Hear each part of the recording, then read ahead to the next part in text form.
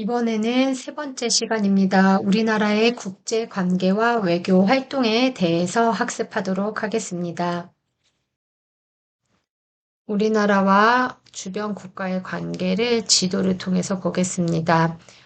우리나라 대한민국과 북한은 이념 갈등으로 분단된 세계 유일의 분단 국가죠.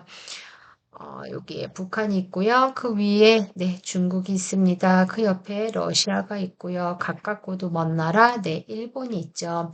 우리나라는요, 이렇게 주변국들과 함께 갈등을 겪을 때도 있지만 세계 평화를 위해서 함께 또 협력하는 모습도 보여주고 있습니다.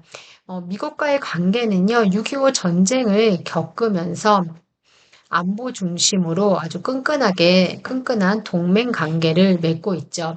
한국과 미국은 한미 방위 조약이라는 것을 체결하고 서로 자국의 이익을 위해서 함께 협력하고 협조할 것을 약속하고 있습니다. 또한 타국으로부터 어떤 안보 위협이 왔을 때도 함께 협의한다라는 약속을 하고 우호적인 관계를 맺고 있죠. 우리나라가 직면한 국가 간의 갈등 보겠습니다. 첫 번째는요, 북한과 관련된 갈등은 아무래도 핵에 관련된 거겠죠. 북한이 이제 핵을 가지고 있는데 이것에 대한 핵 확산에 대한 어떤 위기가 있고 불안이 있고요. 그 핵을 이제 비핵화하기 위한 우리나라의 어떤 노력과 시도가 있었는데 지금은 대한민국과 북한의 이제 외교는 지금 현재로서는 단절된 상태죠. 일본과 관련한 갈등은 뭐가 있나요? 네, 대표적으로는 독도와 위안부가 있죠. 독도가 우리나라 땅이라는 것은 역사적 사료에 이미 다 입증되어 있음에도 불구하고 일본은 지속적으로 다케시마라고 부르고 그 다케시마가 본인의 땅이라고 지금 주장하고 있습니다. 일본이 이렇게 이 독도를 분쟁 지역으로 만들고 그다음에 이것을 자기네 땅이라고 주장하는 이유는 아무래도 그 독도가 가지고 있는 바로 뭐예요? 경제적, 군사적 이익이 있기 때문입니다.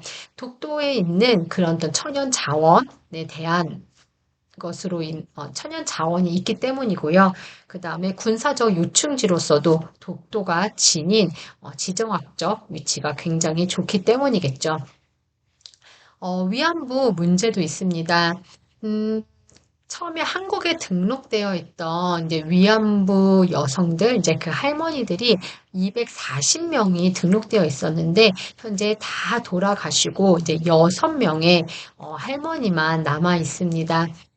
근데 이 문제도 이 할머니들 위안부 피해자가 원하는 것은 진심 어린 사과와 그냥 배상이겠죠. 그런데 이것도 지금 문제가 되고 있죠. 가장 최근에 나온 뉴스는 2023년도 이전 정부에서 결정한 뉴스입니다.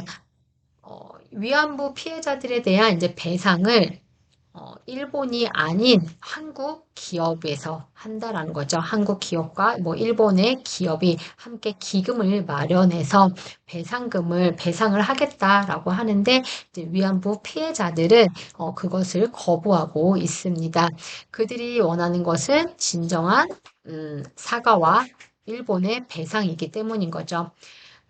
마지막으로 중국과 관련된 갈등은요, 바로 동북공정이 있습니다. 동북공정이란 것은 중국 주변에 있는 그 소수 민족도 다 중국의 역사로 편입하려는 어떤 연구 사업을 우리는 동북공정이라고 이야기하고 있습니다.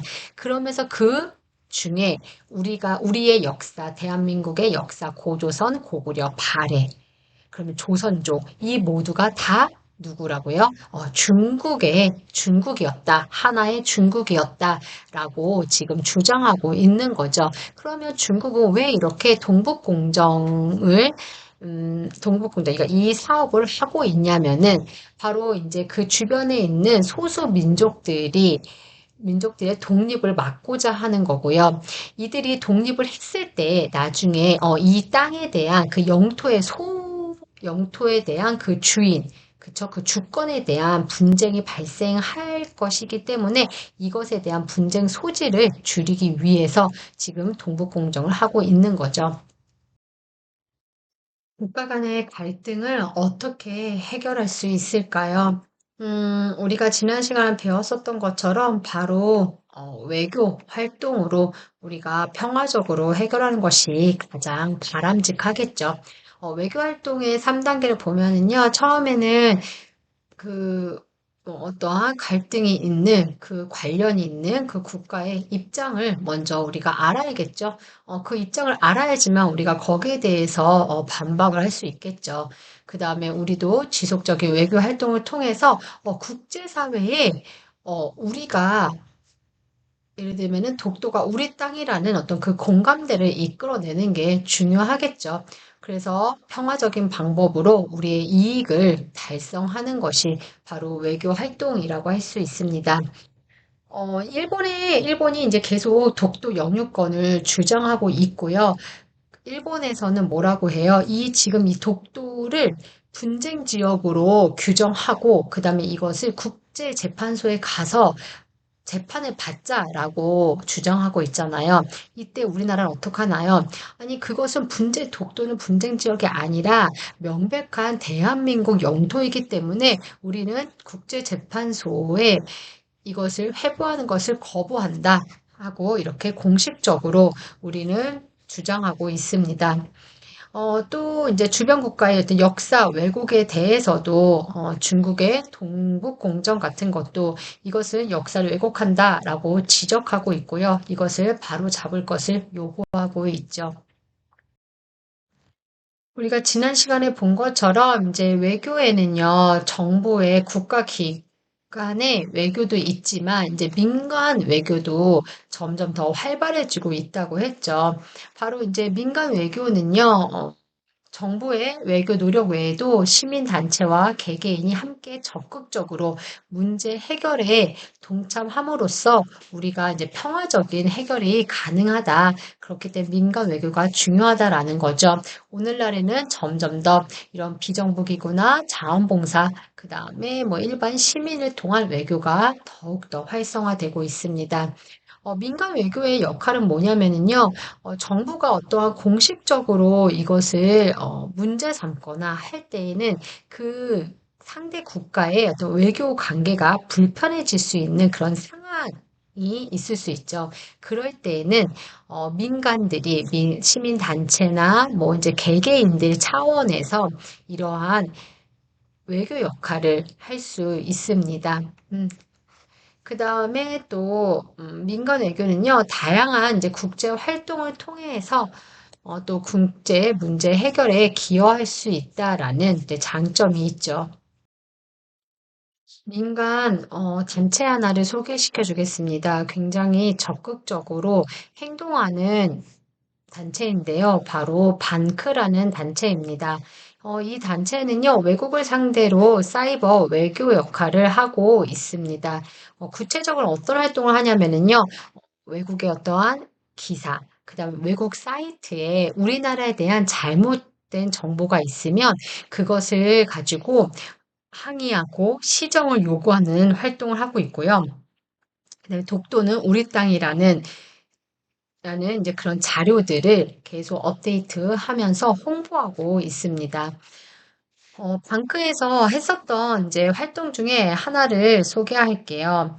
어, 바로 이제 BBC 방송에서요, 이 지도를 띄웠는데 중국 정찰기와 러시아의 이제 폭격기가 이쪽 독도 지역을 무단 침입했다라는 이제 기사에 같이 올려져 있는 지도였습니다. 근데 이 지도의 표기를 보면 어떻게 되어 있나요? 독도와 다케시마 이렇게 병기로 표기가 되어 있는 거죠. 같이 표기가 되었다라는 거예요. 근데 이 지도의 출처를 뭐라고 되어 있냐면은 우리나라 국방부 해수부라고 되어 있다라는 거죠. 우리나라에서는 절대 독도와 다케시마를 이렇게 함께 표기하지 않잖아요. 근데 이렇게 사람들이 봤을 때는 오해를 할 법한 거죠. 아, 대한민국에서도 독도와 다케시마로 이렇게 인정하는구나라고 사람들이 잘못된 인식을 가질 수 있는 지도였던 거죠.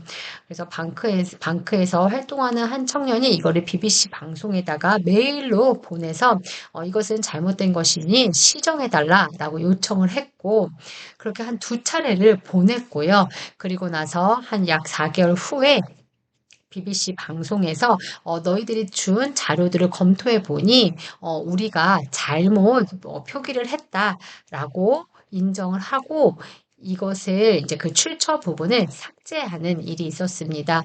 바로 이렇게요. 정부에서 하는 이제 외교도 있지만 민간에서 민간 개개인이 그다음 단체 민간 단체에서 하는 이 외교도 굉장히 중요한 역할을 한다라는 것을 알 수 있습니다. 그러면 여기까지 하겠습니다.